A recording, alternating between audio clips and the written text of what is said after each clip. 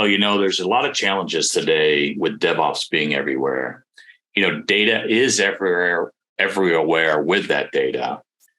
And the challenge is how do I get that information, those measurements in the right place so that I can create metrics, analytics, and make business decisions on? One of the interesting things is that organizations today aren't really business driven or data driven like we think they are, right? A lot of organizations today barely even get to their data or know where it is to use it to create measurements. And it's a big problem today. And even for DevOps people, it's a problem. Hi, I'm Lance Knight. I am president and CEO of a company called ConnectALL. I've been involved in IT software development delivery for decades now, specifically helping organizations to be more efficient with software development and delivery, and focusing mostly on how you can use lean manufacturing principles I learned as a child as a younger man, to be more efficient. The thing is that most IT operations people, DevOps people, are just getting saturated with requests today for all types of analytics and metrics, from flow metrics, DevOps metrics, DORA metrics, improvement metrics. There's portfolio metrics, Agile metrics. All of these types of knowledge and all of this data exists all over the place, and they're struggling trying to figure out, where do I get that information from? Dave here, he's a DevOps manager, and on a day-to-day basis, he's inundated with requests about, how do I make my team more important? That's what's going on. How do I get more metrics? For example, the DORA metrics can be confusing, but there's also other types of analysis and metrics that people are looking for and asking Bob from. And his boss always comes to him and says, how do I make the team more efficient? How do I measure that? And where do I get that information from is what Bob is asking, or Dave here is asking in the back of his head. So it's truly a complicated problem as teams grow and things happen, and it's this thing. It's like, where is all this data? So, and if you look across larger organizations, it even gets more complicated. So how do you understand that? How do you get to a point where you have a method or a process where you can uncover that? And here's a bigger problem with that as well. When you start looking for that data, it's in the cloud, it's in somebody's tools, it's on a spreadsheet, it's in somebody's email. And this becomes really challenging to know where to find this information so I can centralize it and do something with it. It's existing in these silos. But unlike with other types of things that you use principles like value stream management for, it could be anywhere. You don't see it. It's in the Ethernet. It sits in the computers. It's on a server somewhere in a rack, in a VM, in Azure or something. So it's hard to even know where the data is because you can't just walk out and see it. And to go along with all the things that I just talked about, there has been an explosion of tools. There are thousands of tools just in specific industries that are around software development delivery. There are so many solutions out there today that have different niches, and data exists in all of these. So how do you know when or where or how you're using them or what they're doing for your organization? And how do you determine where the data is? What data is important? Even more than that, when do I capture that information in order to produce that metric? And it becomes quite a problem. So a lot of organizations have multiple deployment tools, multiple build tools. A lot of organizations have multiple Agile tools and multiple portfolio tools. And, I've seen this over the decades where you need to figure out how to get that information correlated so that you can be data-driven. And it's this complication that is driving that first problem that I laid out of organizations not being able to get to be data-driven because the data is everywhere where things are getting developed, delivered, and put together. So my point of view that I wanted to give everybody today is I believe that you can use these principles that I've learned over the years to help you understand where the data is, what tools are being used, how work is happening. So you need to understand how work happens in order to know where things are going through to be efficient. And I believe you can use systems thinking and value stream management principles to uncover where the information is, where the measurements are, and where that data is to be really efficient. And the first question I always get asked is, okay, what is value stream management? What is systems thinking? And how can I use that? Well, systems thinking is really that. It's thinking about everything as a system. A system is a set of things that you do in order to develop something or have something. So you have inputs, outputs, and then things in the middle called elements. This is a very simple example of what I mean.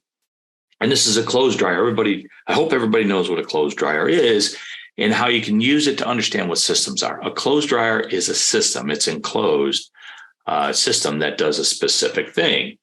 And there's the black box representation of that system where you put in wet clothes, you add cold air and electricity. It goes through its phases of transition, and out comes dry clothes. And that's your cycle time for that. But more happens within this system that can have impact on that. It's more to it than that. But when you use it, this is all you understand. But inside there is more than that. There are other things. For example, there are elements in there, elements that are the heater, the drum, the electric motor, the fan. All of these things work together to tumble and dry those clothes so that you can take them out. Those different elements have different things. So just like in software development and delivery, there are elements that you use to build, run tests, and deploy against. So, when you think about where all this data is, it exists within these elements of your software development and delivery. And they have feedback loops, and there's communication and synergy happening between those so that all of this happens in the right way. And there are things that are protective, like, if the stove pipe and air can't flow at the backside, can't come out, it'll stop the dryer because it's clogged up and so on. Those are feedback loops that are happening. But when you take a look at these things, you realize, and this is, getting back to the theme of where I can pull data, information is being calculated at each one of those. That information is used for a feedback loop. That information can then be used to put into a place where I can draw and create metrics and draw analytics from it to say how many times have this failed and use that information in order to be more effective with drying clothes and looking for bottlenecks. So that's a system, and that's systems thinking. And I think, I often think of that as kind of the precursor to, value stream management and value streams. And that's where we get to talking about value stream management principles. Now, this is a value stream. I think we've all seen these over the years recently. It's a big thing recently, but they've been around for decades. And simply put, a value stream is all the steps it takes to take requests from the customer, both value-added and non-value-added, in order to deliver products and services. So you can see this is pretty much a standard value stream. We've seen them all before. In order to understand where to get data, though, and where to grab information for the metrics that you've been asked for, I think you need to start to use this one principle called value stream mapping and take it a little bit further. This is an example of a value stream here. Now, this is a three-tiered architecture I learned about a long time ago. This is a governance model that you can look at. And you can see that it shows both ends of this. And every organization, this is different. But in order to understand where to get data and where to find information, you have to go through an exercise like this so you can see how things are flowing. So, for example, there is an epic story, and that came from the business as a request. And it's here in intake where somebody's looking at it, understanding it, and it's going through its processes. Then all of a sudden, it moves over to approval. Information was just set up there. A measurement just happened in a solution where I may need to capture that so I can provide information or provide analytics around that. So the breakdown of work, the flow of work is all part of that as well. As I move forward to the next phase, you can see I've moved to the design phase at my portfolio level. And that actually triggered creating a new artifact in the development flow, user story. Now that user story is going to go through its moments, and data was captured because right then that epic triggered somehow for a user story to be created. And I want to capture that. I want to be able to put analytics together with it. And as I'm moving forward, it keeps uncovering itself. You can see how things are moving through your value stream here with this. And the reason why I'm showing this, and I've used this diagram quite a bit, it really does show how information is being correlated, captured, and happening in your value stream. And you have to create some type of map to show all of how this happens. That way you can start to look into there and find out where can I get information. Things like cycle time and lead time. And I'll talk a little more about that as I go on. And you can see it's still moving forward and things are moving forward. A package was created here. It's been built, tested, released, now it's deployed. Operation has that particular package now, whether in a microservice or whatever. And there's still information being captured. It is existing all through this method and process. And then all the way over to, defects to uncovered. Now, once you have this, now I can say, all right, now I understand what's happening and start to figure out where to capture data from here and what to do with that data information. Now I can overlap all the tools, the solutions, the things that are used to do this. This information exists in Rally here, where I'm doing the whole portfolio stuff. That communicates with what the development's doing in Jira, and I start to figure out where to correlate this information. It comes all the way down to where builds are happening in Jenkins and tests are happening in Selenium, and I can figure out where this data is based upon the metric that I need to produce and start to understand, because I know what the system is, I've mapped it out, and I can go find information in here and start to be more effective rather than going, oh my God, where is all this data? I have a blueprint to go find it with through my organization. And you can drill it down further in each one of those flows. So here, I can start to calculate cycle time through this flow. And I can actually bring that together with the other flows, because all of this is now visible to me, where I can actually see how things are happening, where in the past I couldn't even see this. And I can see where this would happen in different tools. So a lot of data is being captured about my backlog in my Jira tickets, in Jira as well. Tests are happening in my Micro Focus testing suite. And now I can say, all right, here's where I can start to get things like defect density and all those other things exist. And then I, of course, have cycle time there. And with operations too, here's all the DevOps things that are there as well. I can look all the way out to where, I might have a list of my operational tools that are running scans and looking for vulnerabilities, or Selenium vulnerability tests in the middle. And I can try to understand what's my mean time to repair, because I know that information exists in these other solutions. And I can start to figure out where I can get and correlate this data across my whole value stream here by understanding these principles and using it to map it out. And I often talk about these. Here's their SIPOCs, but you can go all the way down to drill into the next step of those tools and say, here's those processes. And each one of those processes, data and information is being created. So what I'm trying to say is you can look at this from this way, and it'll let you know where the information you're going to need is being created in the methods and processes of developing software. Without this, you're kind of guessing at what's really going on. Now you have a clear understanding. You're able to see where it's happening, what the different things that are going on within your software development system or value stream, and be able to see where I can capture data.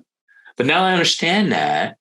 Now let's go back to the other problem about where metrics are everywhere. Everybody's coming to Dave to say, I want this metric. I want the flow metrics, door metrics. And you just have to really be able to step back and say, what's important to the organization? What do I really need to capture in order to be effective?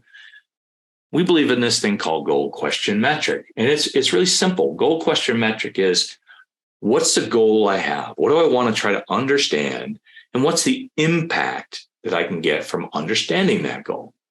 bottleneck metrics are a great example. I can understand where things are being slowing me down inside my value stream, and I can figure out how I can improve flow. But until I capture that and understand that, what's the question? How do I improve flow? And the last part is, what metric do I want to look at? Maybe that would be cycle time or whatever those metrics are that are people asking you for. We start to look at them through these lenses. So now that I know where the data and I can prioritize what metrics are really important, I can be more effective as a DevOps person. And again, it's quite complicated because DevOps is everywhere and tools are everywhere to work with. And the DevOps mindset of feedback loops and all of that, how many errors came back and all of those types of things. So these things kind of help you out. And these metrics then become relevant to where you can start to say, here's where I can take action on those. I know where the information is. I know why that's going to be relevant to me. And I know how I give that information in this visualization of a metric in the right way to what customer. So the big question is, what do I end up with? Well, you can end up with something like this. This is a data flow chart. You can go and create these. There are different mapping solutions that you can go and use to lay these things out.